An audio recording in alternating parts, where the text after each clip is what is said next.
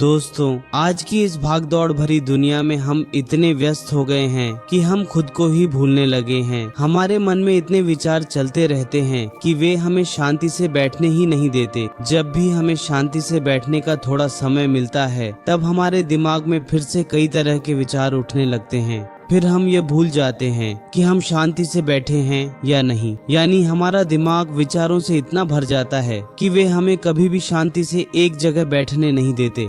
इसीलिए आज के इस वीडियो में हम बताएंगे कि कैसे अपने मन के विचारों को साफ करके अपने दिमाग को शांत रखा जा सकता है।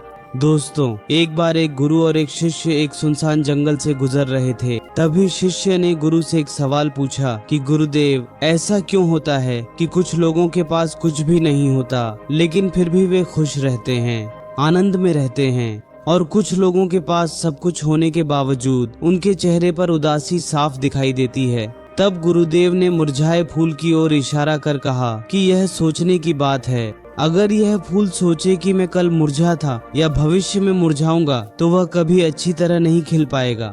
वह अपने सुंदर रूप में लौट नहीं पाएगा और प्रकृति में अपनी सुगंध नहीं फैला सकेगा।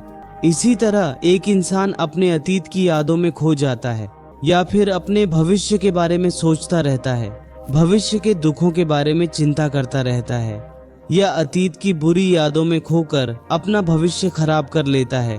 ऐसे लोग जीवन में कभी सुख का अनुभव नहीं कर पाते।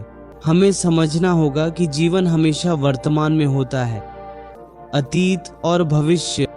गुरु अपने हाथ से सूखे पेड़ की ओर इशारा कर कहते हैं, हे शिष्य, कभी यह पेड़ भी हरियाली से भरा था, फूलों से लदा हुआ था, तरह तरह के पक्षी इस पर आराम करते थे।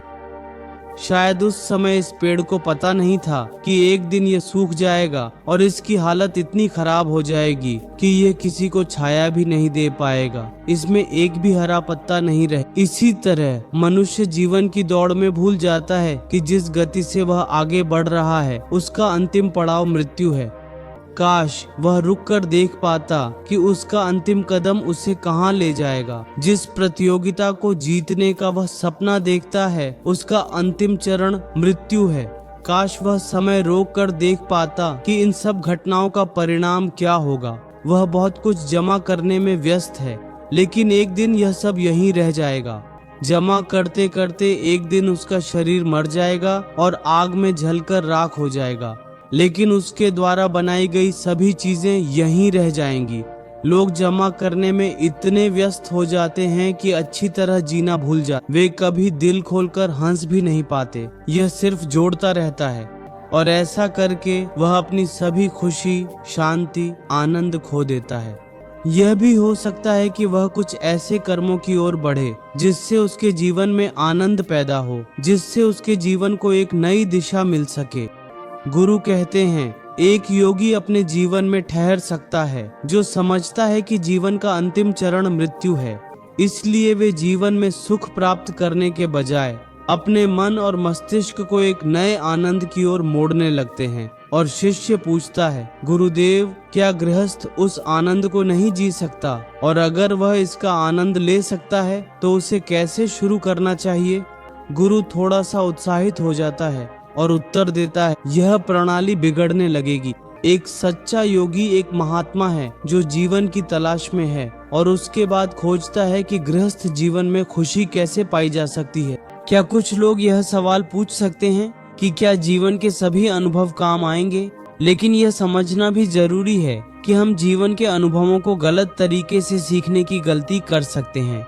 शिष्य अपने गुरु की बातों में इतना खोया रहता है कि वह चलते चलते जंगल के रास्ते में पड़े कांटे को देख ही नहीं पाता, और अचानक उसके पैर में कांटा चुभ जाता है। गुरु उसके पैर से कांटा निकालते हुए उससे पूछते हैं, यह कांटा तुम्हारे पैर में कैसे? इसके लिए तुम किसे जिम्मेदार मानते हो? गुरु कहते हैं, तुम मुझे भी जिम्मेदार मान सकते हो, क्योंकि मैं तुम्हें ये सारी बातें सुना रहा था। या फिर तुम खुद को जिम्मेदार मान सकते हो, क्योंकि तुम मेरी बातों में इतना खोए हुए थे कि तुमने रास्ते में पड़े कांटे को देखा ही नहीं। या फिर तुम इन पेड़ पौधों को भी जिम्मेदार ठहरा सकते हो जिन्होंने ये कांटे रास्ते में बिखेर दिए। तब शिष्य तुरंत जवाब देता है, मैं खुद को ही इसका, क्योंकि आप तो अपना काम कर रहे थे और ये पेड़ भी अपना काम कर रहा था, लेकिन मैं अपना काम ध्यान से नहीं कर पाया। अगर मैं चलते हुए रास्ते पर ध्यान देता, आपकी बातों में पूरी तरह न खोता, तो यह कांटा मेरे पैर में कभी नहीं चुभता। यह पूरी तरह से मेरी ही गलती है। तब गुरु ने शिष्य की पीठ थपथपाकर कहा, जो घटनाएं मन को प्रभावित करती हैं, उन्हें मन से निकालो। इसका सबसे आसान तरीका है अपने विचार व्यक्त करना सीखना। उन्हें अपने दिमाग में बंद मत रखो। जब तुम किसी और के सामने अपने विचार व्यक्त करते हो, तब तुम्हारे मन का बोझ हल्का हो जाता है। कुछ लोगों का स्वभाव ऐसा होता है जो अपने मन की बात किसी से नहीं कहते। ऐसे लोग अक्सर अंदर ही अंदर दुखी रहते हैं, लेकिन वे अपने मन की बात किसी से कभी नहीं कहते। इसके विपरीत कुछ लोग ऐसे भी होते हैं जो अपने मन में कोई बात नहीं रख पाते। उनके साथ अच्छा या बुरा जो भी हो, वे अपने मन की बात, अपने विचार दूसरों से कह देते हैं। और तुमने भी महसूस किया होगा कि जो लोग अपने विचार व्यक्त करते हैं, वे जीवन में सबसे ज्यादा खुश रहते हैं। स्वाभाविक रूप से आने वाले विचारों को कभी मत रोको। तब गुरुदेव ने कहा, हे शिष्य, सोचो, जब तुम किसी के बारे में वो सब कह सकते हो जो सोचते हो, तो खुद सोचो अपने पर कितना विश्वास बढ़ेगा। तुम्हारे मन के सारे दोष मिट जाएंगे।